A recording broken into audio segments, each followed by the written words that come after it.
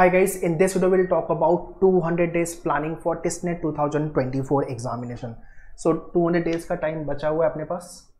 Next 200 days में कैसे prepare करना है, क्या क्या पॉइंट्स पे ध्यान देना है, कौन सी प्रिपरेशन डेली बेसिस पे करनी है और क्या टारगेट होना चाहिए, मंथ वाइज कितने मॉक लिखना है, वो सब डिस्कस करेंगे. पूरी प्लानर देने वाला हूँ. सो ये वीडियो थोड़ा सा लंबा भी होने वाला है, 2-3 बार रिवाइंड करके देख लेना एंड शेयर भी कर दो आपके सारे फ्रेंड लोग को जितने लोग 2024 टेस्टनेट टारगेट कर रहे हैं. HRMLR, ODCL, Mumbai campus, Guwahati, जो भी कैंपस के लिए टारगेट कर रहे हैं, या तो आप नॉन HRMLR के लिए जा रहे हो, MHA, MPH, globalisation development study, जो भी कोर्स के लिए आप अप्लाई कर रहे हो. ठीक है. सो टारगेट है अपना 80+ का टारगेट लेके चलो टेस्ट के एग्जाम में.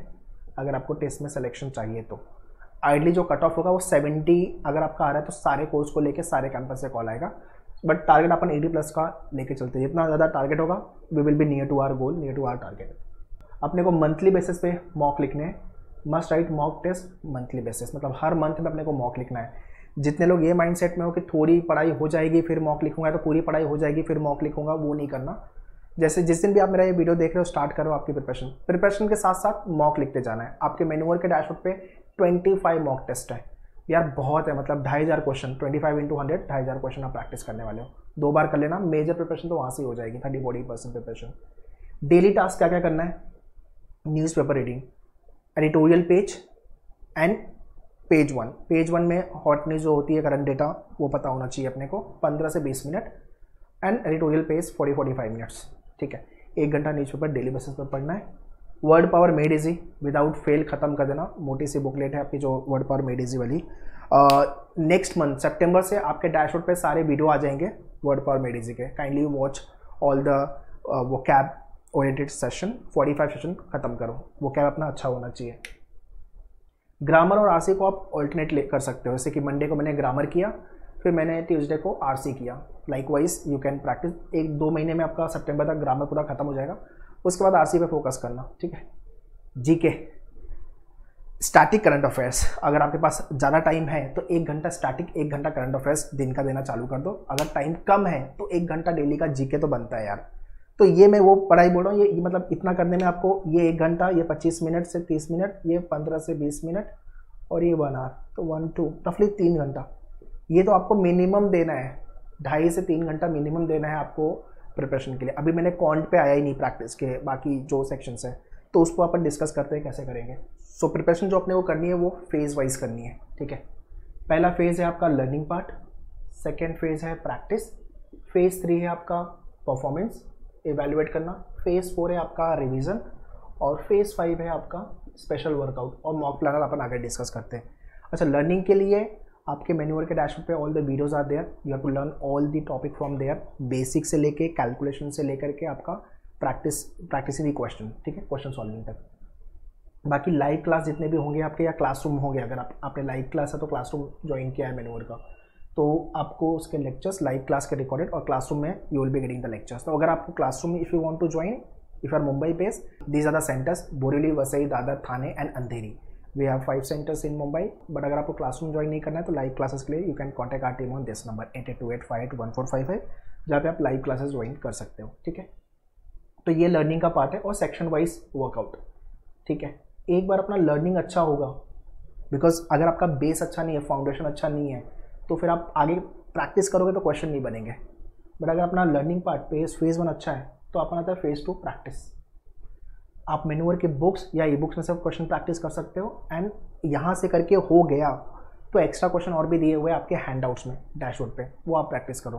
बट अगर आप बुक ई बुक से कर ले रहे हो तो मोर देन सफिशिएंट है. फिर हैंडआउट छूने की जरूरत बिल्कुल भी नहीं है. Only for the GK handout is required and grammar rule को लेके. ठीक है. This is the phase 2. Phase 3 performance. हमने सीख लिया, हमने प्रैक्टिस कर लिया, बट हमें कितना आता है ये भी तो इवैल्यूएट करना पड़ेगा. उसके लिए आपको क्या करना है? Topic test. टॉपिक टेस्ट लिखो, फुल लेंथ मॉक लिखो. 25 मॉक दिया हुआ है आपके मेन्यूअर के डैशबोर्ड पे. नवंबर तक अपने को 10 फुल लेंथ मॉक खत्म करने ही करने हैं विदाउट फेल.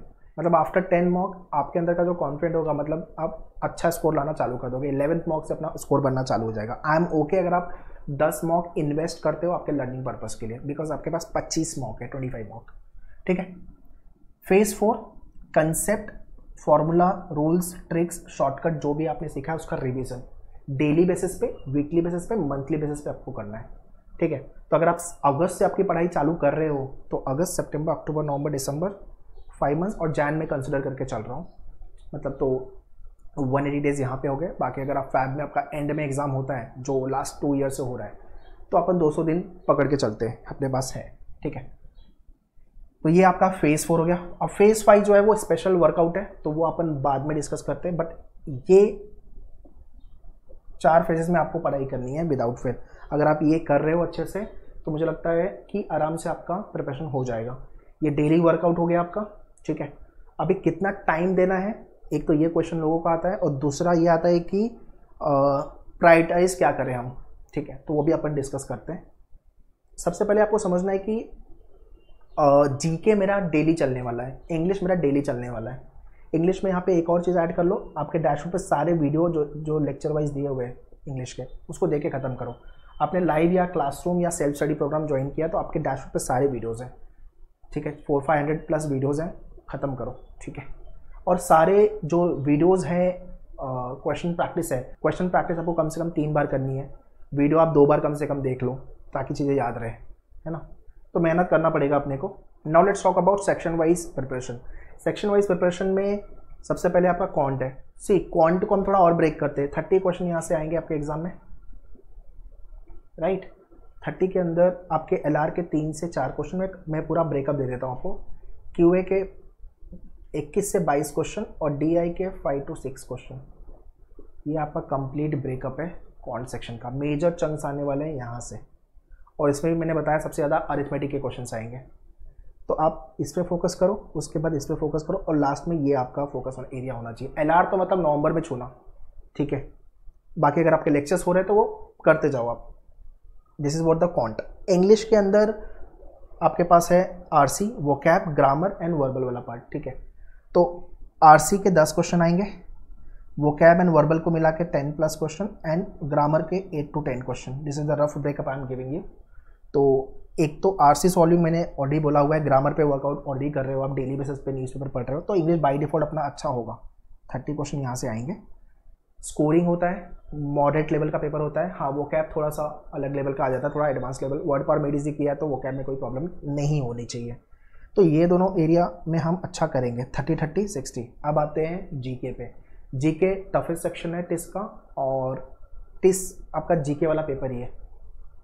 18 से 20 क्वेश्चन यहाँ से, 18 से 20 क्वेश्चन यहाँ पे, 40 क्वेश्चन आएंगे। तो 50% वेटेज पकड़ के चलो। स्टैटिक के लिए क्या पढ़ूँ, कितना पढ़ूँ, कैसे पढ़ूँ, सुन लो। आपके डैशबोर्ड पे स्टैटिक को लेके वीडियो दिया हुआ है। लेट्स से पॉलिटी का टॉपिक है, उसके पूरे वीडियोस देख डालो, प्लस पॉलिटी को हैंडआउट्स डाउनलोड करो, उसको गो थ्रू करो, ठीक है। प्लस आपकी जो बुक है मैन्यूअर की बुक्स, ई बुक्स जो मिली है, उसका पॉलिटी वाला टॉपिक ख़त्म करो।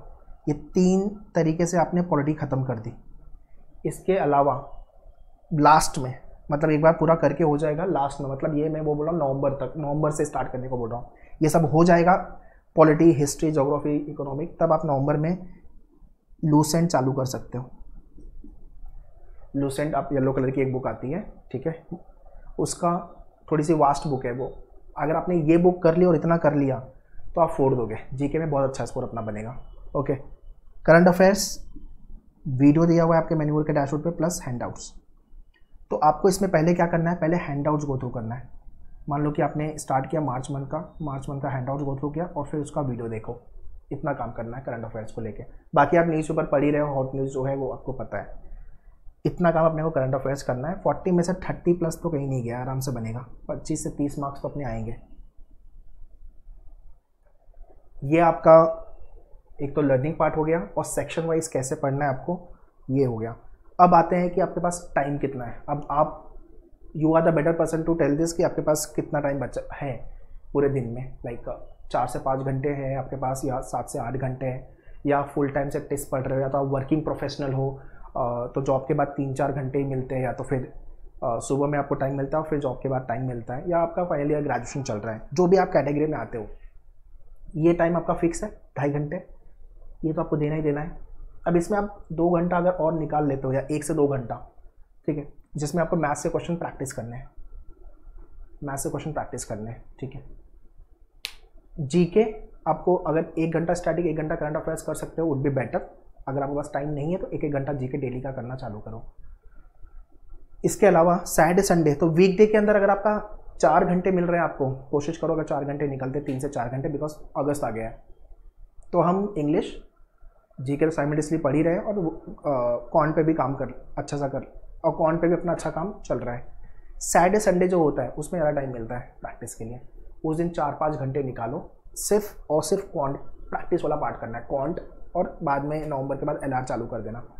4-5 घंटे सैटरडे को कॉन्ट, 4-5 घंटे 6 घंटे कॉन्ट, मतलब 10 घंटे, 8 से 10 घंटे आपने कॉन्ट पढ़ा, मतलब प्रैक्टिस की। अगर हफ्ते में आपके 2 से 3 टॉपिक हो रहे हैं, 2 टॉपिक हो रहे हैं, मतलब 2 टॉपिक भी अगर आप कर रहे हो बहुत अच्छे से, सही है, कोई प्रॉब्लम नहीं है। हफ्ते में 2 टॉपिक मतलब महीने में 8 टॉपिक हो गए, तो आपके 3 महीने में 24 टॉपिक्स होते हैं।